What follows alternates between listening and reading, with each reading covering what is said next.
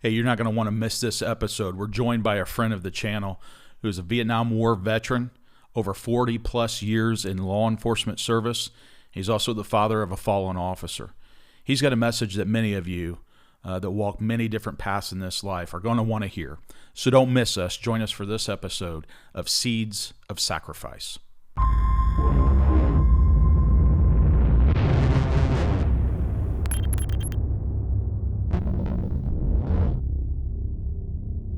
Hello, everybody. Here we are, a great podcast. We're in the starting gate of a wonderful time with a very dear friend of ours, and can't wait to share about life and some things. Hello, Rick. How are you? I'm good. How are you doing? I'm doing well. Yeah, we've been running all over the place. Finally, all over the place. All over the place. Yes. And finally, have had a moment to kind of slow down and do a podcast. Yeah, man. But can't wait to talk about some of the places we've been. We're actually going to be getting ready to hit some more places, so we'll be able to share a whole bunch about that. But we got a great guest Good today. Stuff, boy, do we. I'm telling you, this guy, he's a thoroughbred out of the gates. That's right. He's a race winner, and really just we love him. It's a great lifelong friend here. Yeah. Yes, so. Yeah. We're joined by Mr. Jerry Baker, who has been a great friend to me and my family and to countless others, and I know to you as well. Yeah. But really a mentor to a lot of people also. So we wanted to have an opportunity to get Jerry in here and talk a little bit. You got so many different things, any one of which we could spend a whole episode on, and a great life lived. And we just really want to kind of draw down on some of that, hopefully share that with folks watching or listening to this, but also give them the opportunity to have encouragement really from a lot of the different life experiences that you've had. That's right. And we like to bring people in that have different backgrounds and experiences and exposures and those kinds of things. But you kind of tie that all together and weave law enforcement, service, all the way through that. Boy, he does, and and the word serve. Yeah, you said service. He is a great servant. He has a great servant's heart. That's one of the things I absolutely loved when I first met you. As I could tell that your heart was to serve everybody you could and make a difference in other people's lives and in the profession of law enforcement as much as you possibly could, and really been blessed by that, just so you know. With all of that, no pressure. But why don't you tell us a little bit about yourself there, Jerry? Well, first of all, talking about a horse, I'm the old gray mare at this point in my life and career. I'm retired mostly from law enforcement. I did 42 years active. 42 years. Good golly. Came right out of the service. I was a Vietnam veteran and then got into law enforcement. So I've kind of been in sort of a paramilitary status for a long time in my life and things like that. What branch of service were you in? The Army. The Army, okay. Yeah. The Army. The Army, yes, okay. Sir. Yes, sir. Not a Army, but the Army. The Army. Right. That's right. And, great, like anybody else, I was just a young kid. The Vietnam War was raging, and all of a sudden I'm in the Army. And the next thing I know, I'm on my way to Vietnam, and spent 18 months over there. I think it helped shape me, and I learned a lot. But again, you're a 19-year-old kid. It's an awakening. But I had the good fortune to be with some good folks, and we were pretty successful in our missions and our operations. And I'm one of the ones that made it home. Now, were you from the city, or did you come out of the country? I was a country boy. Oh, okay. Yeah. Yeah. So you went over there when you were 19. Where did you go from? Where did you grow up and all that good stuff? Well, I was actually born in Hartford City, but my background is a little strange. Had two loving parents, but they were both alcoholics. And we moved around a lot. Sure. My dad would come home sometime and say, I'm tired of this house, let's move. Pack up the car and go. And Wow. what really happened, he had spent the rent money Okay. on alcohol. So, Yeah. and again, my dad was a World War II vet, and he did the best that he could, as Yeah. did my Probably mom. had PTSD. He had some, I'm sure there were some issues there and things like that. It wasn't like it is now where you have an opportunity Right. to get some assistance. But so I grew up in a lot of different places. In fact, to this day, I still get invites to 2 different high school reunions. Is that right? Yeah. Wow. But it was great. And at the time that I was in the Army and left for the Army, I was living in Muncie, Indiana with my Okay. grandmother. Okay. And so So you good- deployed out of Muncie. deployed out of Yeah. Muncie, Okay. rode a bus down to Fort Campbell. Is did that my right? Basic, Kentucky? Yeah. yeah, and then Yeah. went to Fort Knox, All right. and then went to Vietnam. Good old Elizabethtown, Kentucky. Yep. Yeah. Fort Knox. Yep. Yeah.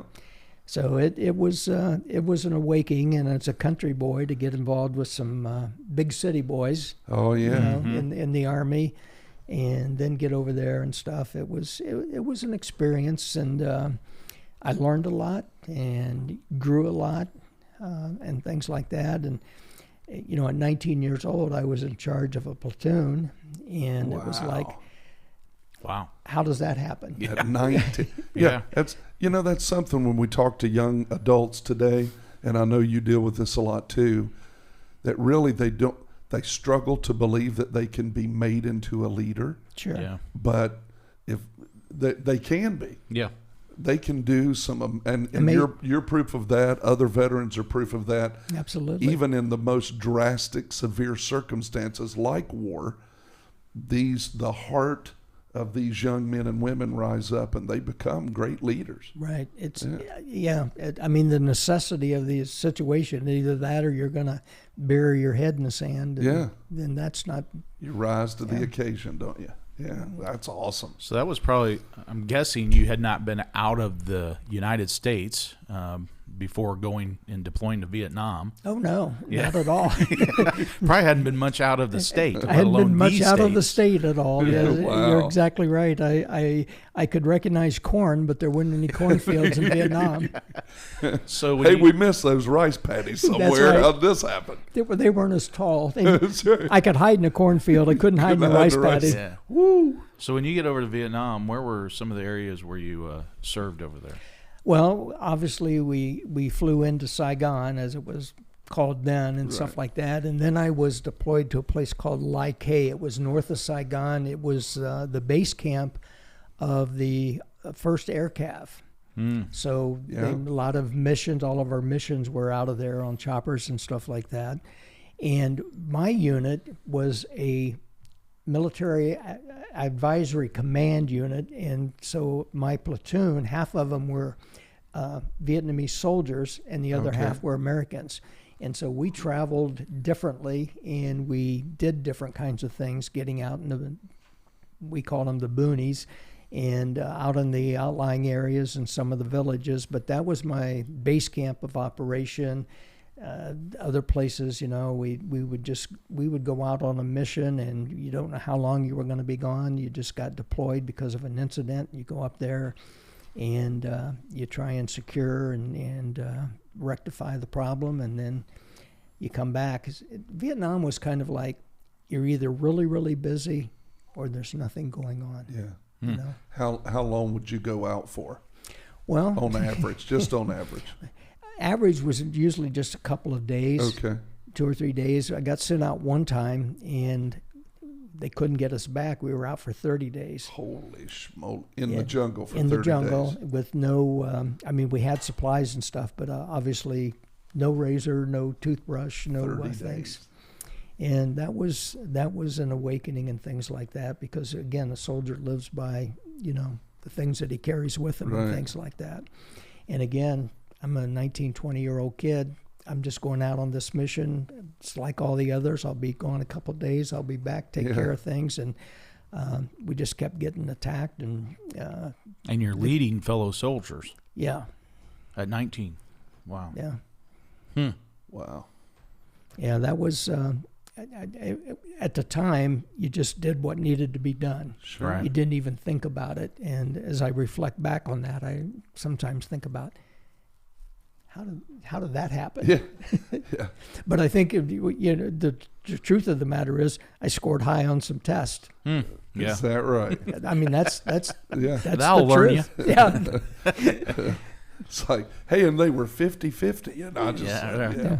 true or false? No. So you did 18 months? Yes.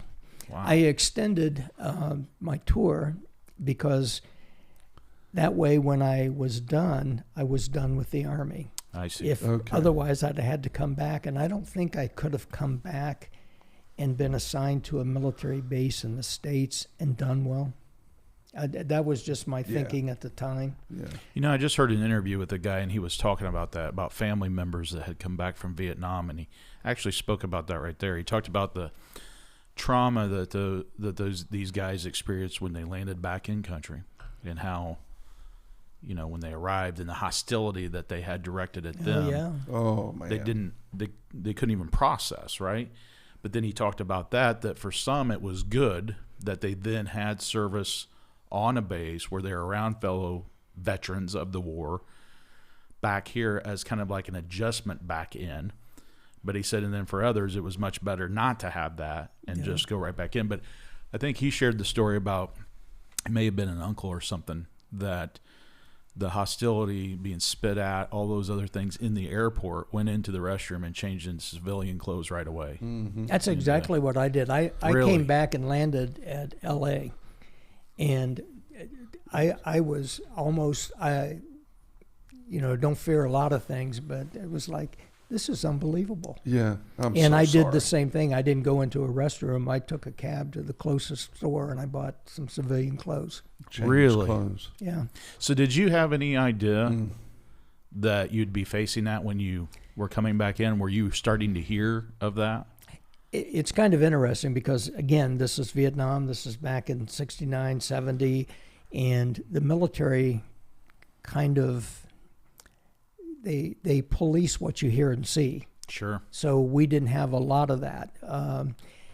In fact, And it wasn't like you were getting on the internet or your social media page to get exactly the latest right. headlines. You didn't have anything. The only thing I got was about every 2 months I'd get a tape, a reel-to-reel small tape from my family. Is that And right? they would just say some things. So I could hear their voices, and No then I kidding. could send it back. So that was Oh, pretty wow. cool. That is cool. But other than that, it was Armed Forces Radio, and you heard what they Good wanted you to morning, hear. Vietnam. Yeah. Yeah. So so when you landed did you have that hostility right away, or did you just have a sense? I mean, what would make you no. want to go and change so quickly? Just because of that. Mm-hmm. I mean, people looking at you and people making comments. There was finger pointing. There was a whole group of younger people, and I don't know where they were going, but anyway, they were going just actually booing and being they don't know me. They don't know you. They anything don't- about me. Wow. I'm just trying to get home. So very sorry. Well, welcome home, that happens. first of all. Well, thank you. Yeah. That's something that we love didn't you. get. We're thankful for you. Yeah. Well, and that's Wow. you know, I always said that I wanted to be careful with it, but it's one of the things that I talked to, and I think I even talked to you about this because I was talking to different trusted folks that were veterans from Vietnam, Bill Westfall, a couple other folks, Bill who has been on the podcast before, but you know, through 2020 and the riots and the change that the officers found and experienced in all that, you know, one of the things I talk about is that officers, you know, in that moment, the people they thought loved them, supported them in the community, they were standing face to face with them on some of those skirmish lines, yelling and screaming and spitting at them and everything else. Calling them all And they kinds were of saying, what has happened here? Right. And so one of the things that we talk about with officers today names. Right. is, you know, asking Vietnam veterans, you know, I would have vets that say, I see a lot of similarities in that that we experience. Like you said, Sure. I was just serving my country and I'm trying to get home. These officers are like, I get being angry, but I'm here trying to protect you and then make it back home. And that was all part of the Marxist socialist movement of that day. Sure. Of the 60s and 70s day. Sure. and then it resurrected. It didn't die out. It's just been resurrected through colleges But I think there's a lot more what I call uninformed people engaged in that activity that don't truly understand or maybe even believe that. That's right. In my day, the Panthers were the big thing, and it was pretty clear they were the enemy and they hated the police, and they would engage in activities for that sole purpose. Right. Violent activities. Very violent. Very violent. So go back to Vietnam. You're there for 18 months. You talked about a couple of the areas that you served in. Can you just share with us any kind of experiences that you had that were maybe something that folks watching this could benefit from? Maybe something that was an experience that you learned from, or people that you served with, or any of those kinds of things. Yeah, there are a lot of things, and as a Vietnam veteran, and as a lot of them have done, you kind of compartmentalize that, you close it off, and you put it away. Yeah. And to get it back up there, things do come to mind and things like that. I mean, I loved the country. It was a beautiful country. It was beautiful. The people were hardworking. They seemed to be very genuine and things like that. Obviously, it was a political divide because there were places that were very, very hostile towards anything that we were trying to do. But there were other places that were grateful that we were there and just wanted to be left alone in a democratic society to do their job and get on with their lives and things like that. So that was, seeing that kind of conflict was interesting. But I learned to appreciate and respect people from all different walks of life a lot more. Village people, then you get up into the mountains and the mountain yards. I mean, a whole different way of life. But again, just hardworking. We just want to be free to do and live our life. Yeah, give you anything they have. Anything if you come they into have. their home, it may not be much, but from the mission field, we learned that too. That whatever they have, they're going to give you the very best they have. Treat you very kind. Yeah. Yeah. You're eating out of an open fire in front of their hut, and behind their hut's a trench where they go to the bathroom. Right. Yeah. And that's just and the very kids common. play in it. Yeah. And then you have the experiences too of fellow soldiers, right? So Yeah. guys from all over the country and different backgrounds and whatnot that you're interacting with and serving with. I had the good fortune. I only lost one officer, and that's your first exposure to something like that. Sure.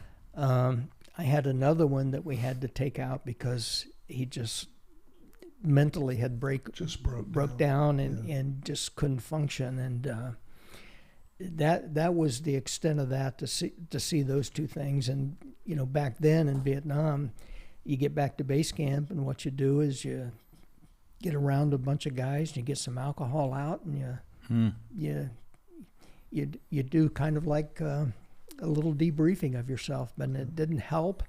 It helped temporarily, but it didn't change anything. So it was kind of tough a few times, but I didn't have it as bad as a lot of other guys. Yeah.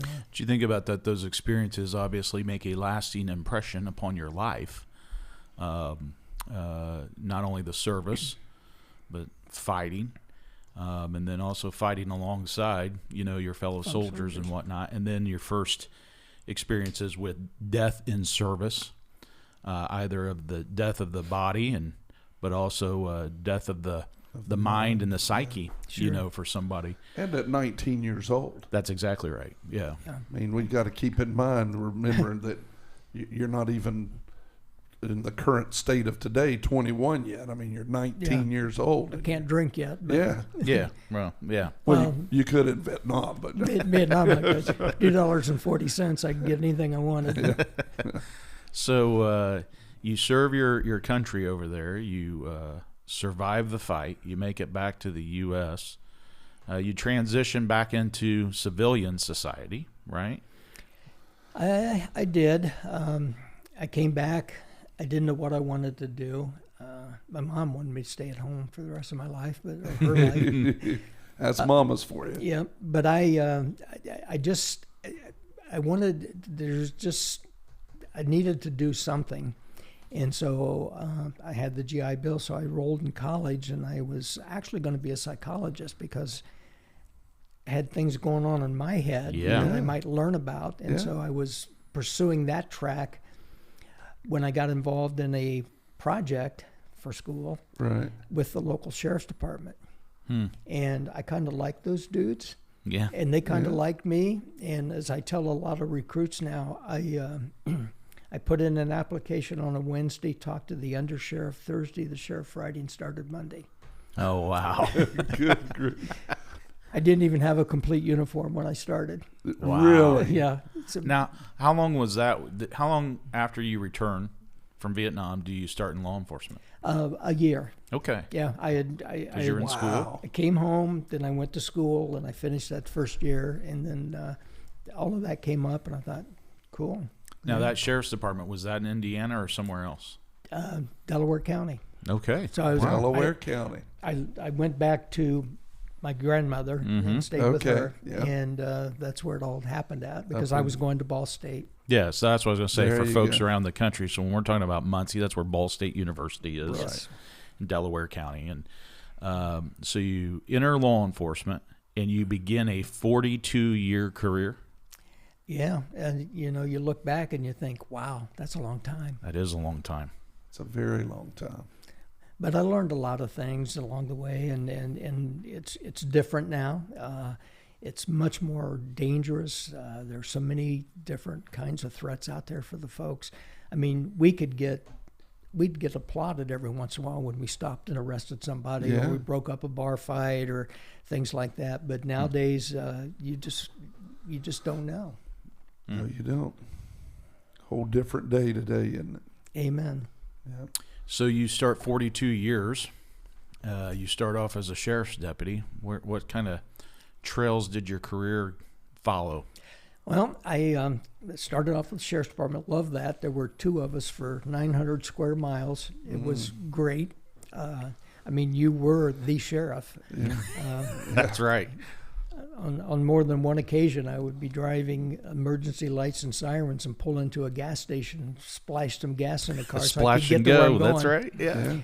Yeah. Just things you did. I mean, you didn't have, the local mortuary was your ambulance. So if you had somebody injured, you threw them in the back and hope they made it and things like that. It's all different, but I learned a lot, and you learned self-reliance, and you depended on yourself, and you How to learned some communicate with people?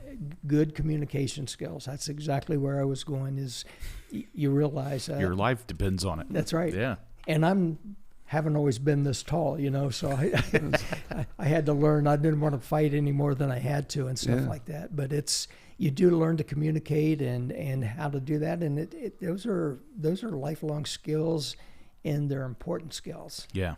Yeah, no Very doubt about important. So your radio back then was just a radio inside the car. Absolutely. People forget 900 square miles. You just have a radio in the car if it works where you're at. Right. You don't have a radio on your jacket or your shirt. You do not have a cell phone. You don't even have pay phones hardly out in areas where you are. So when he said you are the sheriff, that's exactly, you represent the department because you're the only person most people will see of the department. That's right. And dispatch had a few telephone numbers of places where we would stop to go to the bathroom. Mm-hmm. We'd say, hey, we're going to check out here, and they would know exactly where it was, and they could call you, or eating or something like that. But, yeah, that was it. Your radio was in the car. About 2 years on the job, Motorola came out with a way to activate your radio that would flash your lights. So if you were taking a report, hey, I got to go out and answer my radio. That didn't last long, and it didn't work very well, but it was okay. Then we got portable radios, which had a telescopic metal antenna. Yeah, you had to raise that up. Yeah, that was a lot of fun, and they were bricks. But again, the technology has really gotten better and things like that. But it's still it goes down to the individual officers and stuff like that. Right. What they learn and how they process information and how they turn something negative into something they can use later on. Now, did you advance in your career? I did. I was with the sheriff's department, and my folks were living in Michigan. They'd moved to Michigan while I went to Vietnam, but I found them anyhow. And I wanted to. I loved it up there, beautiful country and stuff. So I moved up there and found a job with the local police department, and I spent 20 years up there. Wow. Went through the ranks, corporal, then to sergeant, then I was a shift commander. I was in charge of emergency services. They didn't call it that back then, but I was sole responsibility when we had the snowstorm of '78. That was my baby. Okay. And that was a great fun time. We were just, the producer and I were just looking at some pictures the other day of the 1978 snowstorm, and their eyes, him and one of Gentlemen, my, that's a blizzard, not a snowstorm. Yeah, that was a blizzard.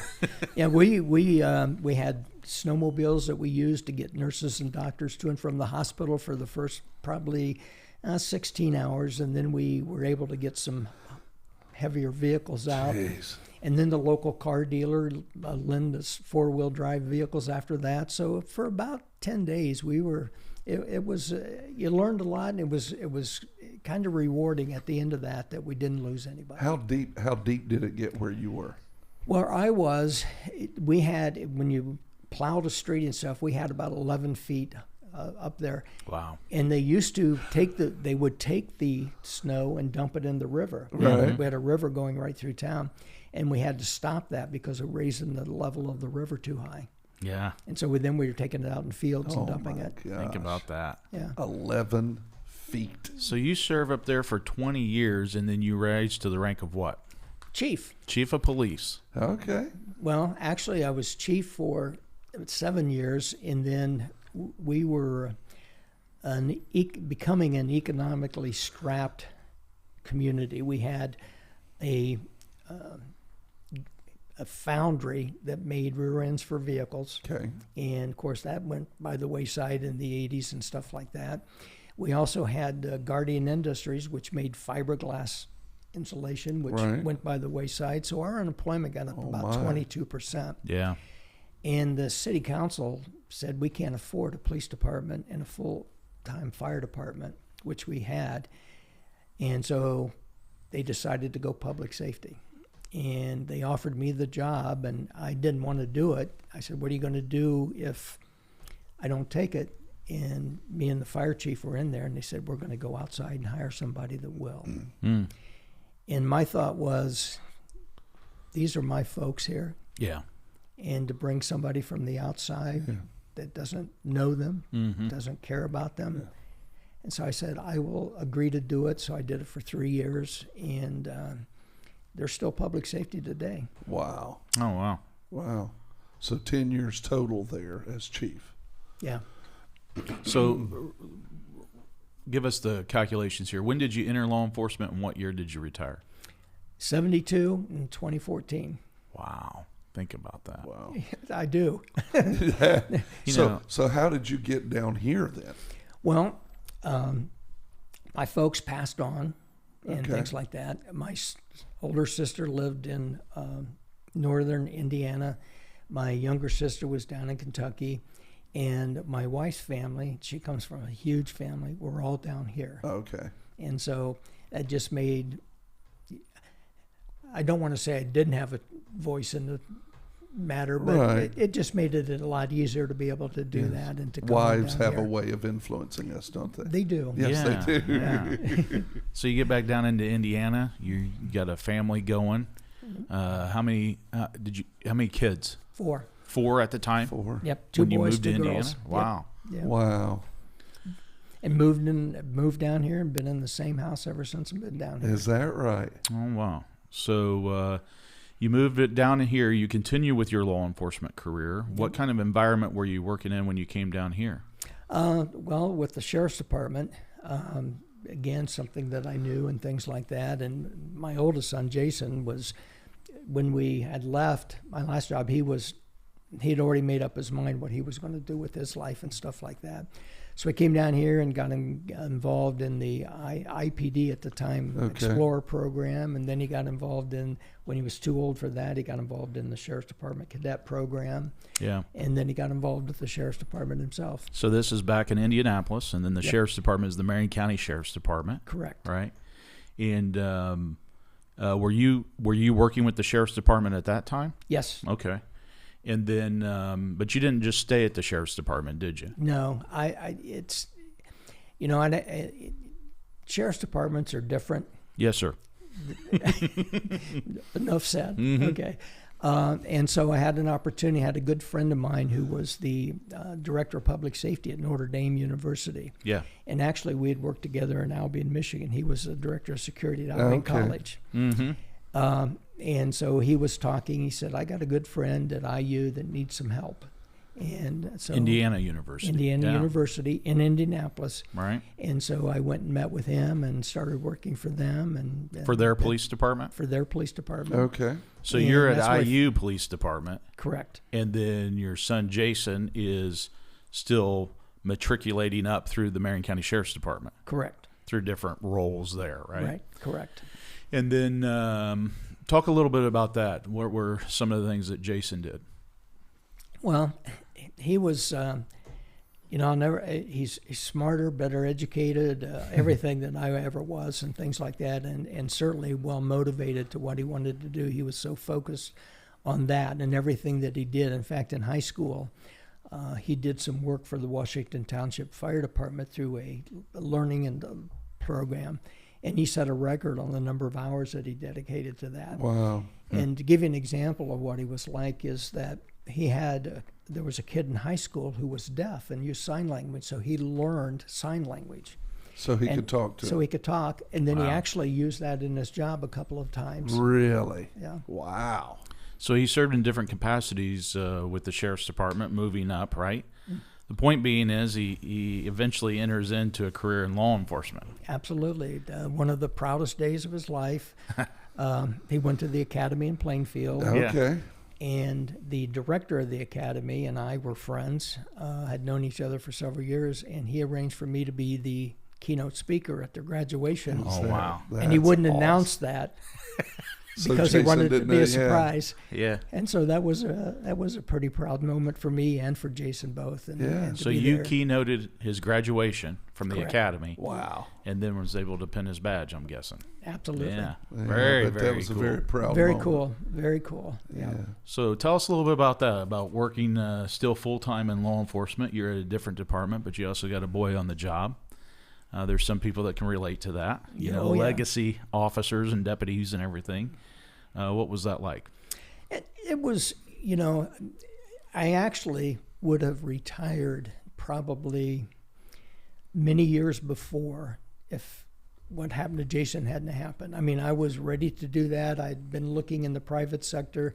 I was also a part-time, I was an adjunct professor at IU. I was teaching classes, so I thought I might want to do that. You know, So you stayed in law enforcement longer because you had a boy on the job. I had a boy on the job who got killed, and I didn't know what to do with myself. Gotcha. I could have lived the rest of my life through him being on the job. Right. Does that make sense? Yeah. And then that got taken away from me Yeah. when I was 55 in So when did Jason come on to the Sheriff's Department? When did he become a deputy? 1999. Okay, so 1999. Again, context for people. You think about the changing of the millennia there and going into the Yeah. 2000s. Also for people to think about the changes in law enforcement that had occurred from 1972 to 1999 and Sure. and then now from 99 to now. You know, thing I find is that officers, especially younger, newer officers, is we sometimes fall into the trap. I say we as, well, some of us with gray beards, of falling into the trap of thinking that What's he trying to say? younger, newer officers, they don't want to hear that junk, and they don't want to hear the war stories, and they don't want to hear from the guys from back when. I don't find that to be the case. No. I find that they have a great, deep, abiding appreciation for the history of our profession and what women and men did to get us here, right? Sure. The guys and the gals that plowed the ground we stand on. Yeah. And so, you know, I just think that's interesting. You go back to 99, you think about Jason, your son, entering the job. after decades of law enforcement experience on your part, and then you think about he enters it in 99, and then you have this monumental world history changing event in 9/11 in 2001. Talk a little bit about that. What was that like for you as a dad, but also watching your son step through what had just occurred, this terroristic attack? Yeah, we both got involved in watching that, like just about all of America when that happened and stuff. And then he was working the afternoon shift, and at that particular time, I was also the shift commander for the afternoon shift at Indiana University. So you guys are working the same shift? Same shift. Wow. Our time's different. Yeah. But the same shift. We'd get together after shift sometimes. And how many times did y'all talk during your shift? Did you ever do that? Oh, Did yeah. you We check on would, each other during your shift? We could send each other messages because they had something called computers in cars. MDTs at the time. You mean all the computers didn't crash in the year 2000? That's right. We went through Y2K. Yeah. Did you pour out all your water you stored up and all that? Yeah. But we would, we'd send a message, how's things going, or things like that, or I'd hear something, and then you could talk, you could listen to their frequency Right. on our radios if you were technologically advanced. But we would follow each other, and then every once in a while we'd meet up after work with some of his shift buddies. Yeah. Oftentimes, though, they got off work and they had reports to do, so that didn't make it possible. But we would do that, and then after 9/11, every day every morning we would just get together and we would sit there and you look at the sky and you don't see any entrails up in the sky. Yeah. What's going on, and So talk weird. about people waving at you and honking their horns when they saw you in a police car. So yeah, talk about that for a second. So again, I keep thinking about the officers that have joined in the last 5 years, the profession, right? We're now entering, we talked about this the other day, we're now entering a time frame where we're having rookies in law enforcement who may not have even been alive at 9/11. Exactly. Or were babies or whatnot. And I keep telling Rick that's because he's getting old. So I'm still the oldest in the room. Thanks, guys, for bringing that home. So, you think about that for law enforcement, you have this horrific event that has happened, but in the immediate aftermath, you talk about a change in terms of appreciation for law enforcement. Sure. We were seeing it, right? Absolutely. And it was, barring what happened on 9/11, it was actually very, very rewarding. It was that silent majority actually speaking up and being heard from for the first time. Mm-hmm. Yes, sir. Versus what's going on now, and it's obviously has certainly changed, and people have found a voice through social media and all kinds of things where you can just say whatever you want without thinking or having a basis for any facts that you put out there. So you got to have. I'm sorry. I was going to say, churches were full and everybody loved an officer. Absolutely. Or a fireman or first responder because of 9/11. That's right. And in then the that immediate shifted. aftermath. Yeah. It's got to be different too. You're in law enforcement. Every law enforcement officer. I mean, in the immediate aftermath, there was a true sense of, hey, I'm going to work and we don't know what's going to shake out here. Exactly. You don't know what it is. Right. And I don't know how long I'll be gone, and I don't know if I'll be back. And so you're doing that as an officer, but you also have a boy on the job. What was that like? As I mentioned earlier, he was smarter than I ever was and better trained and things like that. But and he had a good head on his shoulders and things like that. But you can't help but worry about him. I mean, it was like in Vietnam. You might get a call, and you might be there for 30 days. Mm-hmm. And so you just don't know. And so you worry about that. And that's kind of why you send a message every once in a while. Say, hey, how's it going over there? Right. And things like that, just to keep in touch, and then get together more frequently, because then it's an opportunity to see how he's doing and vice versa. But the sad news is after 9/11, a week later, Jason gets killed. Yeah. So Jason's end of watch date is 9/17 of 2001. So for perspective, 6 days after this terroristic attack on our nation, you lose your son in service to his community. Correct. Can you tell us a little bit about that? What happened? Well, it was a Monday night. We were both working the same shift. early in the shift, 6 or so, I'd send him a text message, hey, it's pretty dead over here on the west side where campus was. How's it there? And he said, we've been real quiet. And that was the last message that I got until I found out he was in a pursuit. And so I turned the shift over to someone there, and I started drifting to the east side because, again, getting different locations and things like that. He was in this pursuit. And I was... Vehicle pursuit? Vehicle pursuit, being shot at. If he was in a pursuit, I probably would have stayed where I was because that happens. Right. But he was taking fire, and it sounded pretty serious, so I headed that way. And I reflect on this a lot.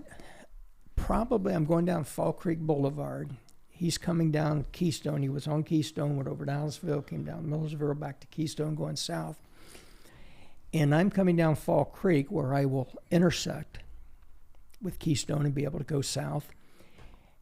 And at some point in that, I pulled out my cell phone and I called my wife and I said, something's wrong with Jason. Wow. And I get to the scene and get out of my car. You can see everything, but there's an ambulance pulling out. They say, he's in that ambulance.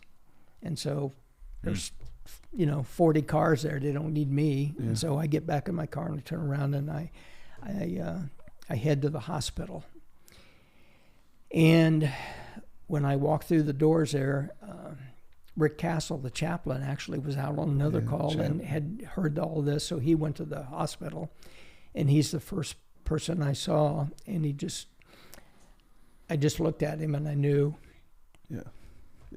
pretty much what had happened there and stuff like that. And so then I just went in the room to be with my son and collect myself a little bit so that I could, there's, family to be notified, things like that. Yeah.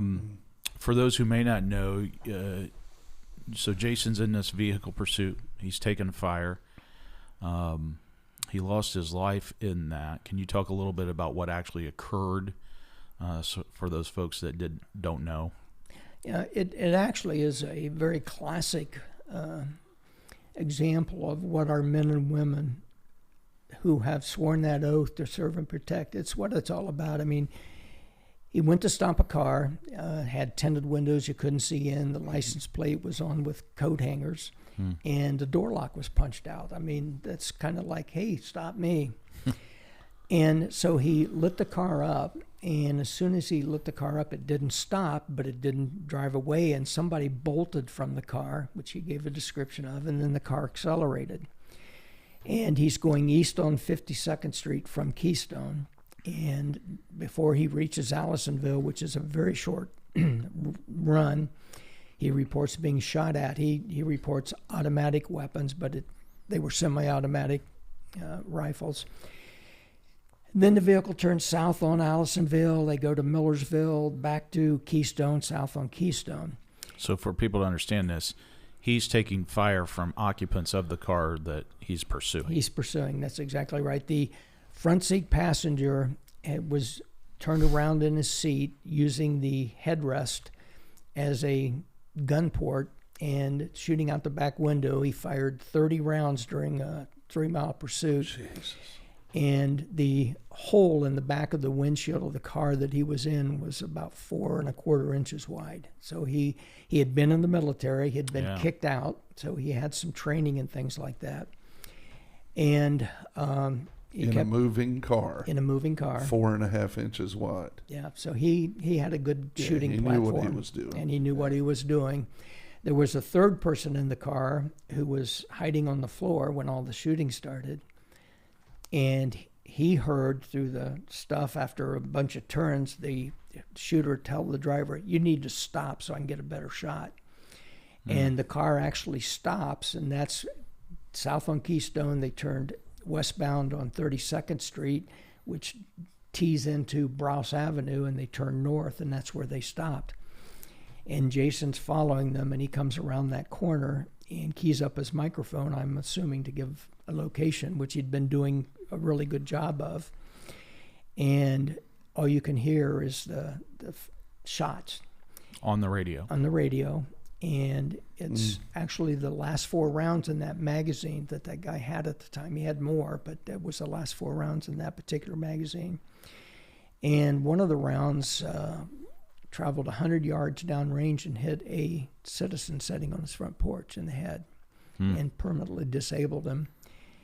And a couple of the other rounds were missed, and one of them came through the windshield, the right front corner of his windshield, and hit him just below his right eye.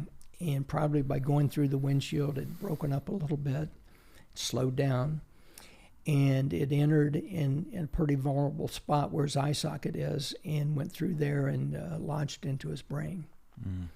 And so he was probably dead fairly quickly. But again, in the heat of the moment and everything going on, they had an ambulance close. They threw him in that, and they took him to the hospital, but he was dead on arrival at the hospital. So sorry, my friend. Very sorry. You know, the scenario that you described there, you know, is another one of these ambush-style attacks on our officers. You talked about the challenges we faced back then, but how even more so today. It made me think of these latest stats that we had from just last year. Yeah. You know, last year we averaged an officer being shot in the line of duty every 23 hours in our country. Yep. And then the real, even more startling stat within that is the surging numbers of ambush-style attacks on our officers. The numbers last year were 138 officers shot in 115 separate ambush-style attacks. So that tells you there's plenty of those attacks where there's more than one officer that's shot in that event. Well, and you're talking about the officers that are shot. Just shot. Not shot at. That's right. That's a huge number. Yeah. And I appreciate you bringing that up, because that's one of the things that I find that the National FOP is the clearinghouse for those stats. It's one of the things that they are starting to talk even more and more about, is don't forget all the other officers that were shot at. Exactly. Let alone the ones stabbed, ran over by cars, struck with hands and feet. Everything. Yeah. All those other things. Are all these officers that, you know, are not struck but are still taking gunfire. Absolutely. Absolutely. So I thought of this a little bit earlier because I looked at the time difference between 9/11 and when Jason was shot and killed. So you went from the burden, the intense pressure and burden of a major national emergency attack against our nation to a very, and I know you take law enforcement very personal, especially as a chief or anything, but to an even deeper level of personal experience and personal attack, because that's flesh of your flesh and bone of your, you made this kid, you and his mom, you made him, and you go from feeling the pressure of an external to feeling the deepest level of pain and pressure of the internal. Yeah. And there's a verse where Jesus says in the Gospels, and he says, "Come to me, all of you who are weary and carry a heavy burden, and I will give you rest. Take my yoke upon you." You know, they used to use yoke for oxen. Vietnam, guarantee you saw many yokes on oxen plowing those rice paddies. "Take my yoke upon you, let me teach you, because I'm humble and gentle at heart, and you will find rest for your souls. For my yoke is easy to bear, and the burden I give you is light." And I'm sure in those moments, especially in the moment of the aftermath of Jason's death, I can't even imagine the burden and the pressure of that internal aftermath of dealing with your child, the loss of your son. Yeah. You know, and you think about it in context, this is 6 days after 9/11. So just think about that for a moment. You have an officer that's initiating a traffic stop, vehicle flees, occupants, more than one, inside the vehicle, and then out of that, from the occupants in the passenger compartment what even Jason believed was automatic gunfire, but multiple rounds being fired at him 6 days after 9/11. So in that environment, you have no idea what this carload is that you're trying to stop. Exactly. And is this another part of this ongoing attack that we've been under as a nation, let alone just in our community? And these guys were domestic terrorists. They had actually been out practicing with their rifles. There were 2 rifles in the car. The driver had another one. Yep. They were anarchists. They had made a plan at some point in time. They were going to be involved in this. They had been involved in crimes in Georgia and New Jersey. Wow. We actually had a New Jersey detective come, and he'd put out a bulletin to be on the lookout for these guys and consider them armed and dangerous. And so they had talked about, at some point in time, we're going to get in a shootout. Take out, yeah. And the comment from the third person in the car at the time that this all started is the driver looked at the shooter and said, "Do you want to do this now?" And they said, "Okay." And that's what started. That's what started. So you think about this. You go through this horrible, horrible tragedy on top of a national, international tragedy. What came out of all that? I mean, I guess the message in all of this that we know, that we want other people to hear and know, is you didn't stop there. What are some of the things that have come out of this tragedy? Well, I think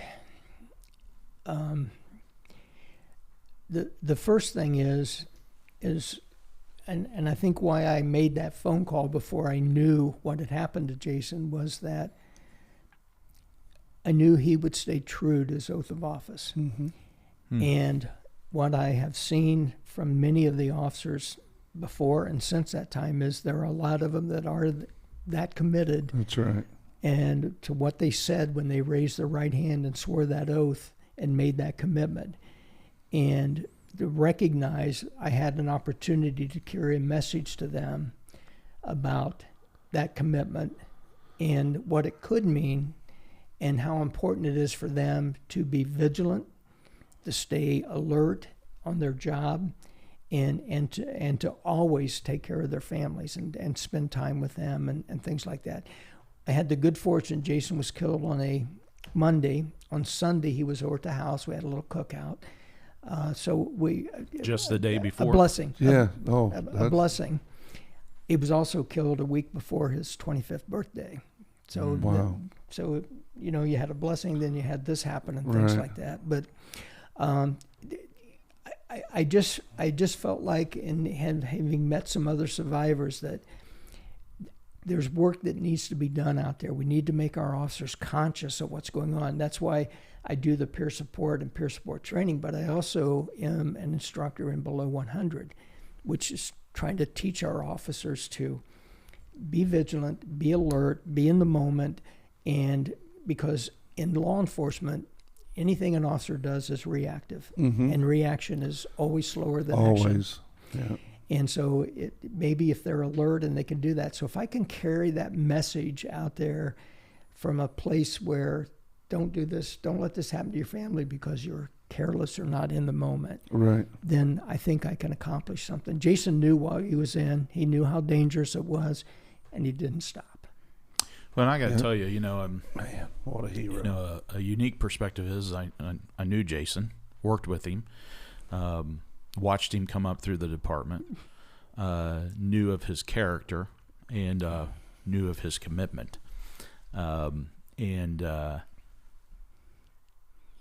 just think that's the takeaway in all this. That's, to me, is so powerful to hear you say as a dad, but also a fellow officer. It struck me when you first said that about calling your wife in the moment, even before you knew the outcome. You knew it was bad and something was wrong here, but you also knew of his commitment. That he would fulfill his duty, his obligation. And I just think that's so powerful. And out of that, you're humble because you've done many, many things to benefit the profession, and even more so at the individual officer level. You talk about training for peer support. You're an instructor in that, not just in Indiana, but really anywhere in the nation. Tell a little bit about what that's about and why you're doing it. Well, first and foremost, I think one of the reasons I do it is based on my experiences.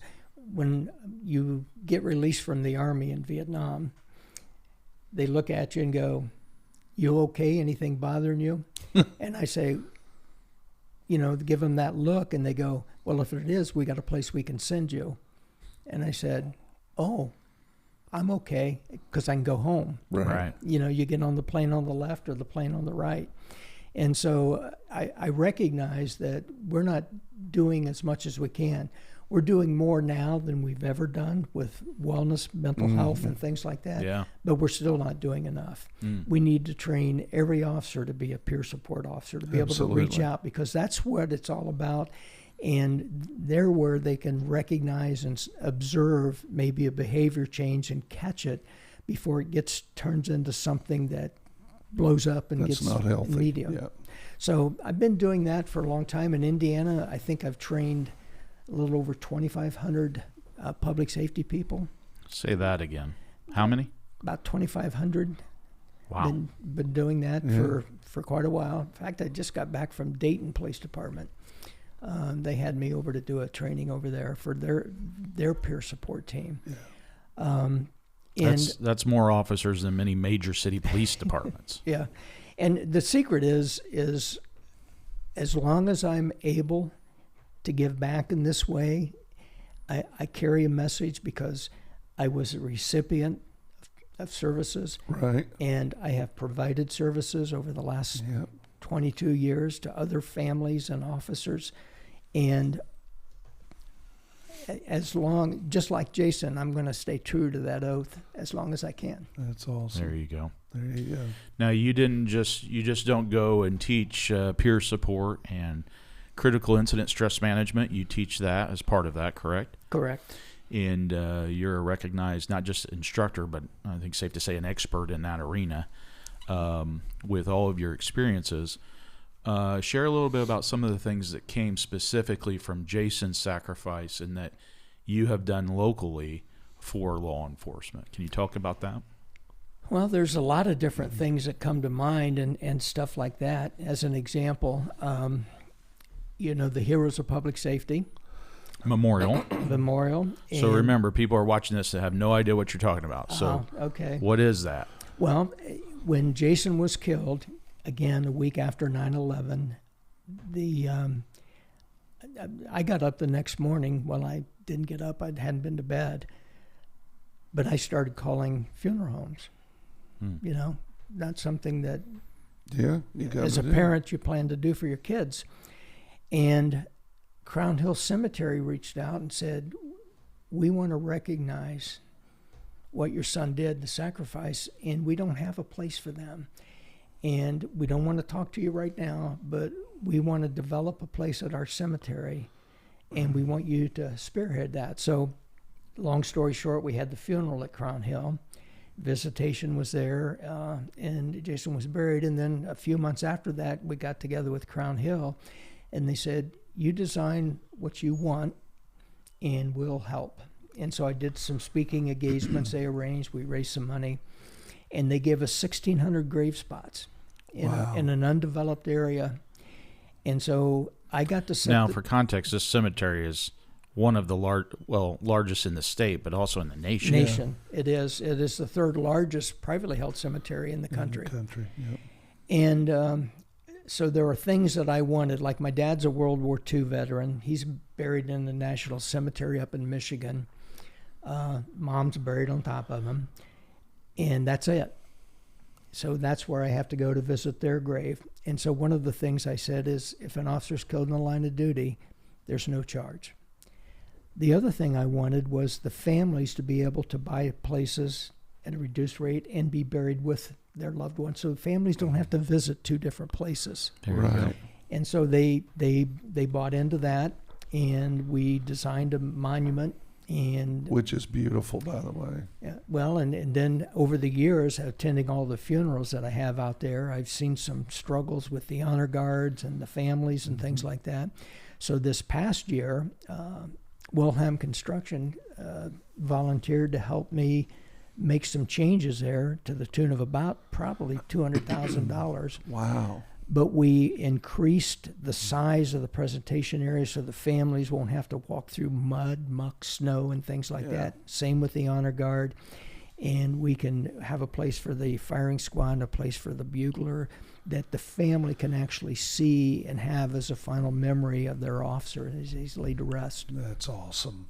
So that was a great pretty helpful. enhancement. I was excited about it. And has already played a role in a couple of a funerals. couple of line of duty funerals. Yeah. Well, sad and to what I say. did was I talked to survivors. I didn't talk. I talked to the honor guards. I told them what my plan was, but I talked to the survivors. What do you remember about your funeral? And it's seeing that casket and the honor guard folding the flag and doing that. But before, they had a background of just a field of officers standing at attention, and we shifted that focus to the monument where it says "Heroes of Public Safety." Yeah. That's the background. That's the background, and they can, as they're watching that flag folding, they're seeing the word hero, hero, hero, and then they can walk up and present that flag to the families like that and stuff like that. So I'm pretty excited about that, and unfortunately, we get to use it too often. And you know, I think about this sometimes, if y'all humor me for just a second, because the scripture I read earlier really is truly, it comes true in moments like this. Because as a Christian, as a believer, we look to the cross, which is our memorial, right? That's the background of, it's where our sacrifice, Jesus paid the ultimate, that's what every law enforcement officer or company uses in the factor of the ultimate sacrifice, right? No greater love has any man than to lay down his life for his friends. And so the cross becomes the background that we look to or that we go to. But the yoke that Jesus made easy, if you think about it, it became easier to do what you did with people and going to survivors and helping officers all of these years that you've been doing what you've been doing because of the sacrifice of your son. Yeah. You probably wouldn't have talked about those things in that way, but the passion that came from talking about those things, doing CISM, being that instructor, came about because of the tragic circumstance of your life. God turned and used that for the passion that drives you to do what you do today. And you said, and as long as I have breath, I'm going to do this to help other people. Powerful. And you continue to walk along these families, survivors, fellow officers, right, throughout that time in many ways that people don't even know about, but you're there. Yeah. And it really is a great blessing out of such a tragic event. Thank you. I keep a very low profile. I don't advertise anything that I do or stuff like that. I just keep a low profile, but I am proud of what we've done with the Heroes of Public Safety. And I just want to mention also that we started a scholarship fund in my son's honor. That's and, right. People say, well, that's good to pay for their education, and it is good. But the reason that wanted Jason to go to college, and I like all officers to go to college, they're going to get the education they need on the job, but they're exposed to different cultures and different people. And they, on the job, if they've not been exposed to a culture and they get a call, it's negative. But on a college campus, they could learn to communicate, learn that, hey, we're all people. We're all God's children. We're all God's children, that's you right. know? And so that's why I wanted to do that, is to provide that opportunity for them. And one of the stipulations is if they get the scholarship, they got to get involved in the community, in their community there in some way, shape, or form. And we have, I did some statistics when I was coming in here. We've given out 32 different students in the last 22 years, but they get that scholarship until they graduate. Every year we renew it. Oh, you Think about renew that. it? Yeah. Wow. So what it boils down That's a to powerful scholarship. is we've given out 39 years of college, if you consider a 4-year degree of what they're working for and stuff. And so I'm very proud of that, and that the folks are out there serving in there right now in those capacities. That's awesome. I get updates from them sometime. I got one that's up in Mishawaka, and he's married, got triplets, and it just does your heart good to know that somebody is Jason had a hand in helping develop them just a little bit.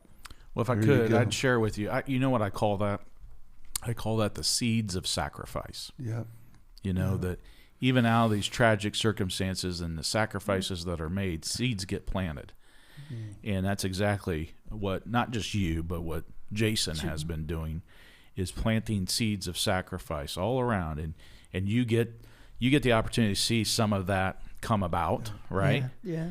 But there will be plenty of these seeds that you won't ever even get to see in the physical here and now. Yeah. Right. But in your heart and your spirit that God is taking something that was a horrific outcome and turning it for his good, to where he gets glory from it. So I want to thank you for that, my friend. I do too.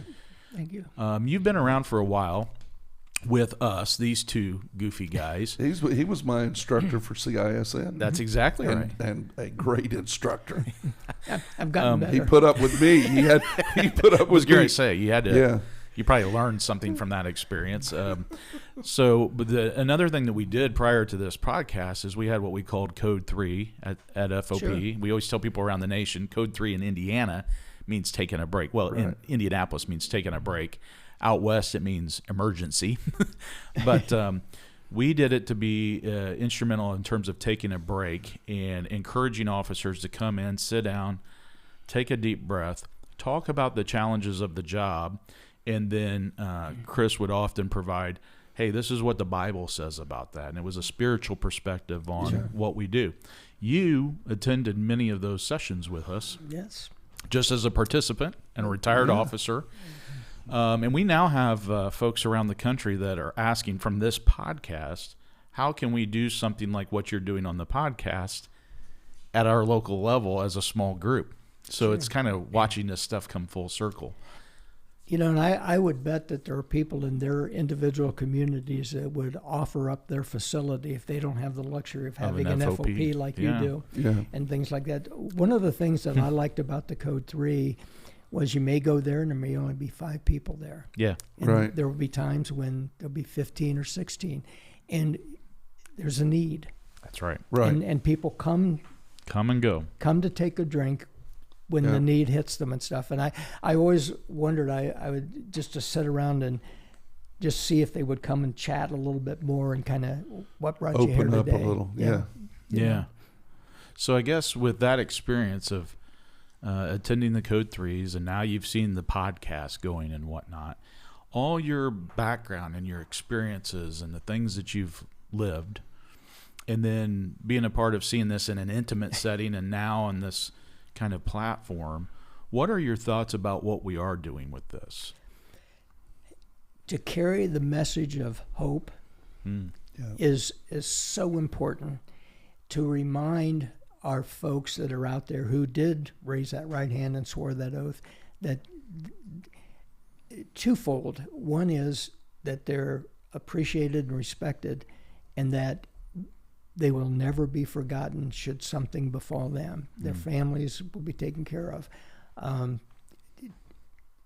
I had heard messages like that during the course of my career. I lost an officer when I was chief, but he died of a heart attack getting ready for work, a totally different type of circumstances, but a huge impact on me at that time and things like that, to see and to remember, here's a guy that had presented himself and dedicated himself to service to others, and then something happened. So I think that we need to remind our folks of how important they are in our society, how important they are to each other, and most importantly to their families and stuff, and to get them engaged and not being afraid to talk and to reach out for help when they need it. And the Bible has a lot of different verses in it, and you can almost always find something that will just get you thinking for a moment. And in some of our advanced peer support classes, we talk about just kind of leading a person to where they find their own solution, because you can't do it for them. Right. But it's sort of a guided, non-directive, I guess is a way to say it. As a good. survivor, from that component, we have a lot of family members that watch this. Sometimes we have more spouses that watch it than their officer. Yeah. Amen. Truly. Sure. Or parents of officers is common as well. And then also people outside the profession that watch it just to have some insight into what officers are up against. Any thoughts that you would have for those folks? Well, I think that, one of the things we started doing at the state FOP team was we started including families in some of the services we provided. I think it was in 2007 we started that. And my experience has always been that in a line of duty death situation, it's the significant others and spouses of the officers that seek out help because they're lost and they're fearful, and there's a lot of things going on with them. So it's just, we need to have more people that recognize and are willing to put themselves out there and say, hey, brother, let's go talk. Yeah. Yep. Well, one of the things I would say in wrapping up here and closing this out is that what I hope people took from this is you have a life of service above self, if you will. Starting all the way back at 19 and going all the way through and still going today. And you think about it as the span of all that. Military, serving your country, coming back, serving your local communities, but also serving your country through law enforcement. And then also giving your son in service and sacrifice to his community. The one thing that always makes me think about is, sometimes in the middle of those kind of tragedies, people shake their fist at God and they're angry with God. Absolutely. And they say, how can you do this or allow this to happen, right? Is common. But, the thing that always strikes me in that is God knows better than anyone giving their son in sacrifice. Yeah, he's not afraid of answering those questions. And you see He's that a been lot. I mean, the anger issue is anger. Why would God let this happen? Right. But Yeah. everything takes a little bit of time. Yes, sir. Yeah, you got to work through it, don't you? You have to work through it, and you have to give it time, and you can't push people. During that time, did you ever cry out, God help me? I did a lot of crying privately because I had to be strong for the family. Right. I thought, but I did. I mean, I think I shared with you, I was a Sunday school teacher one time. Right. Really enjoyed that, and doing things like that in church. We had a really great fellowship, a good group of people, and things like that. But then, you can use religion as a crutch, or you can use it as a growth tool. And that's what you need to do, is to use it as a growth tool. Think about those kinds of things. You guys know I like to go hiking. I like to go by myself. I like to get up on a mountain. But then you can really think about things, and they become clearer to you. It's just a tremendous opportunity to let all the junk out and just think about those things. Yeah, that's awesome. Yeah, helps your eyes get clear, doesn't it? It does. Yeah. Well, I just want to thank you for being willing to come on here and So share your much. experiences. Thank you. Not only share your loss, but also all these things that folks have gained as well. Yeah. And I would just say to you, as my friend, and also knowing Jason lives on. Yes, he does. He lives does. on beyond here with our Heavenly Father, Yeah. but he lives on here on earth as Yeah. well, through his example, through his sacrifice, and through you Yeah. and your family and the things that you are doing, in terms of planting those seeds. So thank you for that, and know that he lives on. And I'd like to say, even in a greater sphere, he lives on in all of the officers that people that you have taught and trained to help other officers and help their families, and the debriefings and all the things that happen because of the teaching and training you took on because of his sacrifice. He lives through every bit of that. So he is still helping officers sometimes daily through all those that you have had a part in training up. And it's the wildest thing, like for me, so my career and others that would have been working during this time. I don't know, you know of your fallen officers, but it's not like they're gone. You still think of them as being a part of, like an agency our size, you would go for years sometime and not see somebody that you went through the academy with, right? But then when you do link back up, it's as though no time has been missed. And, I would say, I think about our fallen officers. To me, they're still on the department. They're still a part of our agency because their legacy and their example Powerful weaves throughout the agency and the service that we provide.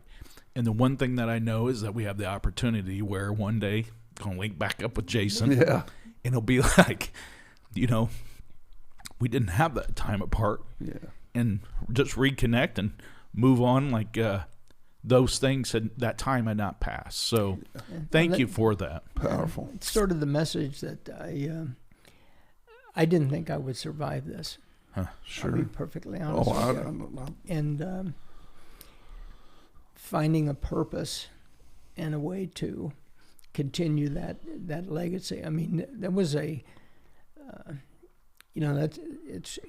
the whole event is just humongous. I mean, it's the longest sustained gun battle in Indiana history. Yeah. And though Jason didn't get to finish it, he got it to the point where there was no escape for anybody. Yeah. And there was going to be a positive outcome in the end. And like I say, I didn't think I could go on past that. In fact, we took a guilty plea because I didn't want my family to go to all the hearings for the next 20-some years because I didn't think I'd be around. Yeah. And that was a huge factor in doing that. And for whatever reason, I think every once in a while, Jason will kind of, hey, get your butt in gear. Yeah. I'm going, yeah, but I'm supposed to be retired. Get back out there. Yeah. Yeah, that's powerful. For all of you watching, there may be some survivors watching today. Normally there are. We trust that you are.